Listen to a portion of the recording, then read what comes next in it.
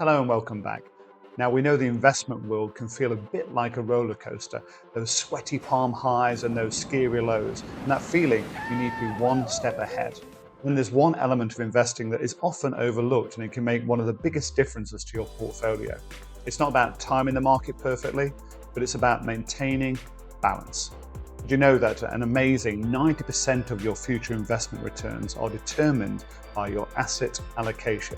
That's right, it's not stock picking, not timing the market, but it's how you divide your money across your different asset classes. So in this video, I'm going to cover the crucial practice that keeps the allocation that you've decided on in check and protects you from unnecessary risk, and it can even boost your potential returns for your portfolio. So why is allocation drift concerning? Well, let's draw this to life through two examples. Let's imagine two investors, Sarah and John, both starting with a well-diversified portfolio. Let's say 60% stocks and 40% bonds. Now, Sarah understands the power of rebalancing, but John, he decides to just set it and forget it. So now let's say that the stock market over the next decade surges.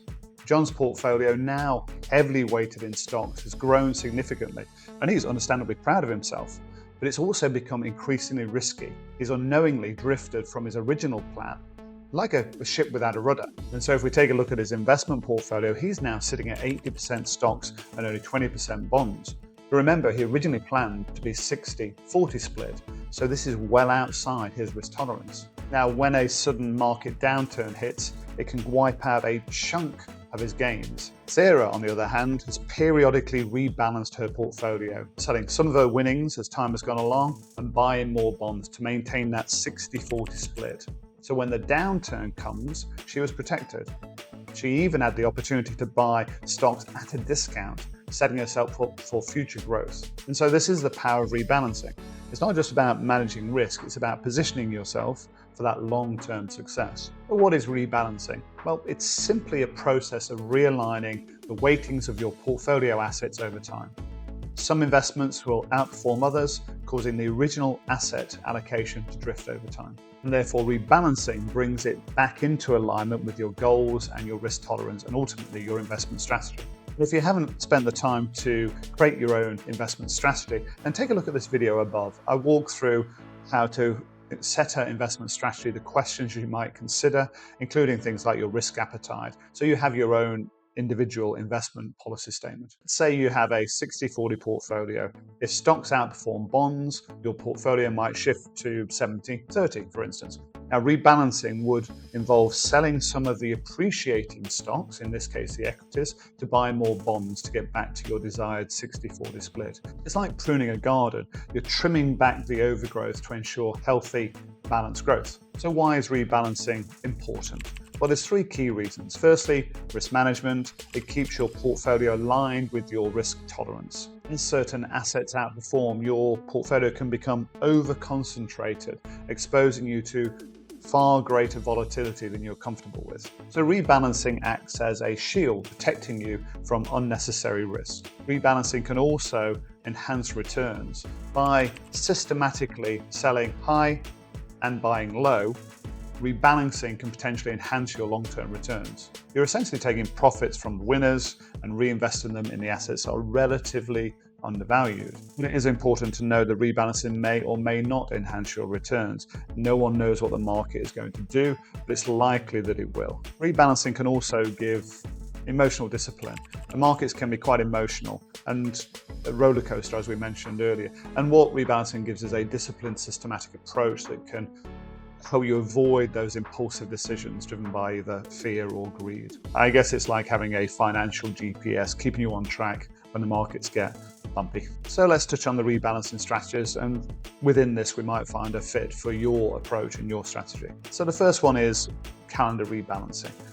This is the simplest approach. You rebalance at a predetermined interval, either monthly, quarterly, yearly, bi-yearly. And the beauty about this approach is very simple to implement, requires minimal monitoring, just a calendar entry for you to go into your portfolio and do the rebalancing. On the downside, it may not be the absolutely optimal version of rebalancing, especially in a volatile market. Your portfolio could drift significantly between those rebalancing dates. However, interestingly, research from Vanguard suggests that annual rebalancing often yields similar returns to more frequent rebalancing, but with a lower cost because of that trading activity and, of course, lower tax implications. So generally, if you're not rebalancing, this is what I would suggest. Consider annual rebalancing, at least initially. The next rebalancing approach is around threshold rebalancing. You set specific thresholds for how far asset classes can deviate from your target allocation. So for example, if that allocation moves by greater than 5%, I'll consider rebalancing. The good thing about this is it's more responsive to market movements than calendar rebalancing. On the downside, it does mean you've got to monitor on a more regular basis, and it can lead to higher transactional costs, particularly if you act on those threshold breaches each time. Now, rebalancing has been made really easy with some brokers.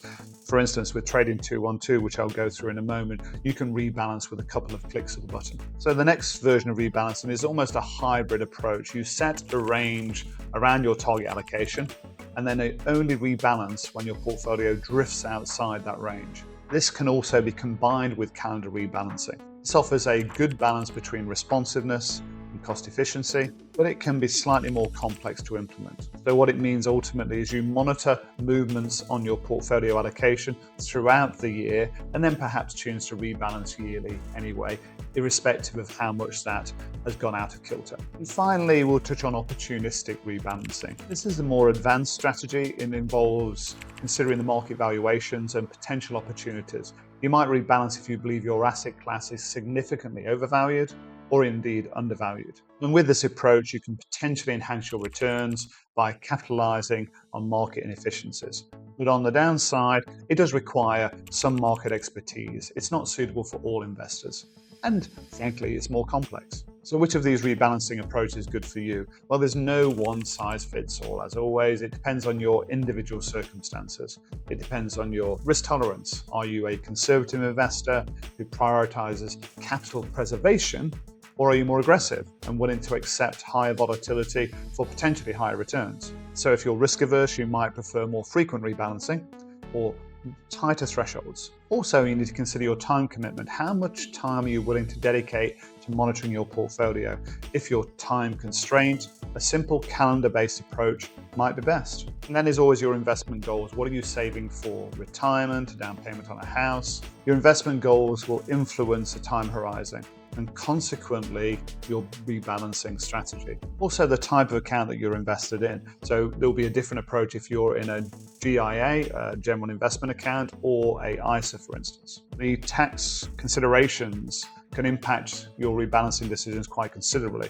For instance, if you're invested in a GIA, a general investment account, you might want to minimize the amount of time you rebalance to minimize capital gains tax on those proceeds. However, if you're in an ISA and you're with a broker that the transaction costs are minimal or free, then you might want to rebalance on a more regular basis. Now, for most investors, annual rebalancing or using a moderate threshold-based approach strikes a good balance between keeping your portfolio aligned with your goals and minimizing costs. The key is to choose something that works for you, that's something you understand, and fits within your long-term strategy. So what do? Well, I use a combination of the calendar-based approach and the threshold-based rebalancing.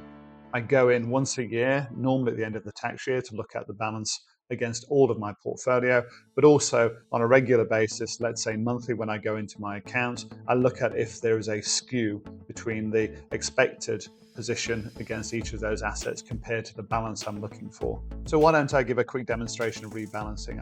So here I am in Trading 212. We're looking at the holdings page of an ISA I have with them, which I invested £19,000, £19,999 at the beginning of the year. And the allocation for this particular pie is 90% Vanguard FTSE Developed World and 10% Vanguard FTSE Emerging Market. Now, I've created a video which goes through why I've chosen these two ETFs as opposed to the FTSE or World, and you can see that linked above. But if we take a look, you can see here that the current allocation to each of these is expected to be 90-10 respectively, and they're currently sitting at just over 90 for the Vanguard FTSE Developed World and just under 10 for the Vanguard FTSE Emerging Market. So if you click on Rebalance in Trading 212 with that allocation, it won't let you rebalance. So let's edit the pie just to show you exactly how this works. So I'm going into edit pie and I'm going to change the allocation I'm seeking to, let's say, 80% FTSE developed world and then 20% emerging market.